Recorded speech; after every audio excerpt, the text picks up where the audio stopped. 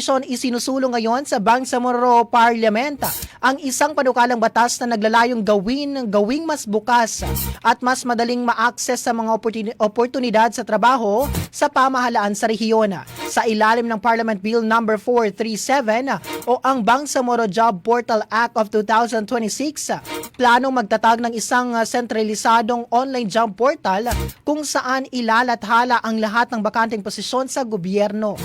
Saklaw na panukala ang mga trabaho sa iba't ibang tanggapan tulad ng mga ministeryo, ahensya, paaralan, state university and colleges, government-owned corporations, at maging ang mga lokal na pamahalaan.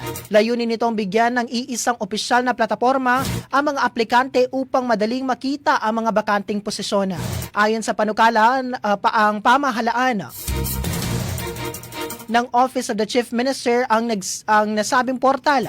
Ilalagay dito ang mahalagang detalye ng bawat trabaho, kabilang ang posisyon, kwalifikasyon, salary grade, tungkulin at deadline ng aplikasyon. Makikita rin umano ang bilang ng mga aplikante para sa bawat posisyon upang mas maging malinaw ang proseso ng kompetisyon. Ipinahayag ng mga mambabatas na makatutulong ang sistemang ito upang maging mas transparent at mas madaling maunawaan ang proseso ng pagkuha ng empleyado sa gobyerno, lalo na para sa mga naghahanap ng trabaho sa rehiyon.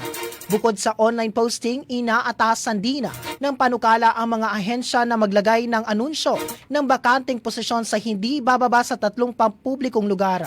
Ito ay para matiyak na kahit ang mga walang internet access ay may pagkakataong malaman ang mga job openings. Ang mga regional offices ay kinakailangan mag-post ng hindi bababa sa 10 araw hanggang 15 araw naman para sa mga lokal na pamahalaan.